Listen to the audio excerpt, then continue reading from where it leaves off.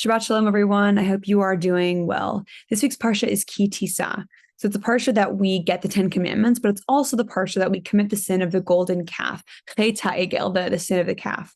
And basically, just to set it up, the Jewish people have been wandering in the desert. They've stopped a few places to build the Mishkan, the portable tabernacle. We've learned about people that will work in the portable tabernacle, the Kohanim, that are a group of people within the Leviim, the tribe of Levi, the tribe of Levi.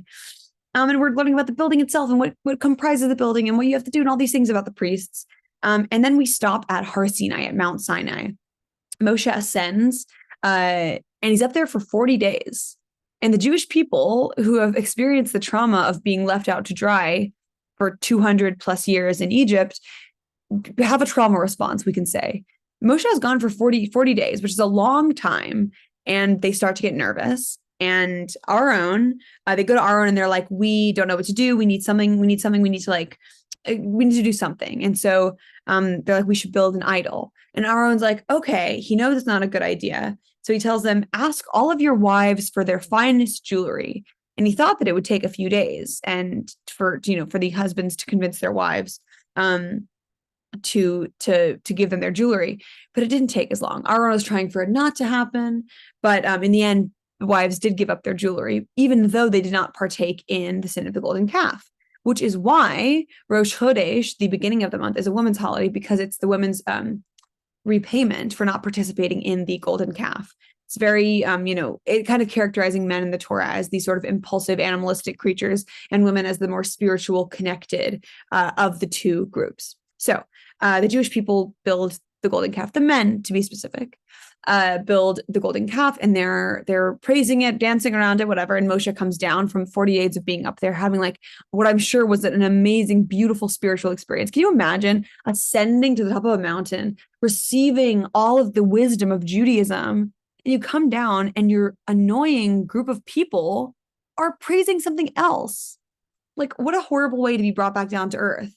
So Moshe smashes the tablets and has to reascend to go get them again. So whatever, this is a normal story that we know. But what's kind of confusing to most people is like, what's so appealing about idol worship? And why did the Jewish people continually get caught up in it? Why do people, period, get caught up in idol worship? And I think I've talked about this before, but the thing that idol worship is, it is worshiping the conduit instead of the source. And I mean, it's like if you loved water, were obsessed with water, and you would like bow down before a faucet. Like, you wouldn't bow down before a faucet. Like, you kind of missed the point. Like, yeah, that's where the water is coming from, but like, it's not where the water originates. You go to like the ocean or the sea, and that's the source. Like, so much greater, like a beautiful ocean, like looking out upon the ocean compared to a faucet. Like, seriously, the faucet. And that is what these gods are compared to our God. Our God is the ocean. Our God is, of course, much greater than the ocean, much greater than the world. But if we're thinking about it a little smaller, idol worship is saying, oh, the weather, I love the weather. That's important to me. I'm going to praise the weather. Or, I love that I can have children. I'm going to praise the idea of fertility, when all of these things are rooted back to something greater. And by worshiping the conduit instead of the source, you're totally missing the point, and you're missing the bigger picture.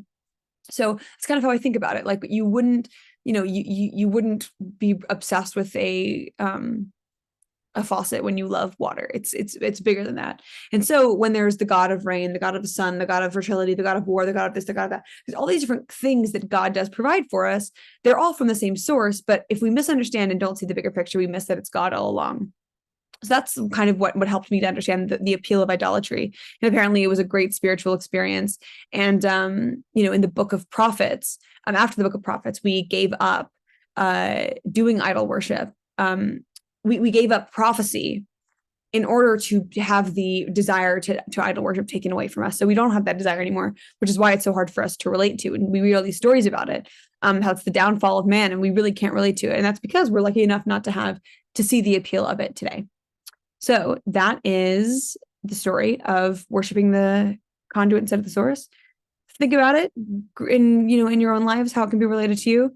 But yeah, the 10 Commandments. And then, at some point we'll do the little review of one is God, 2, do not bow before any other gods, 3, do not swear, all those things. But wishing you a Shabbat Shalom, God willing, I will see you all next week.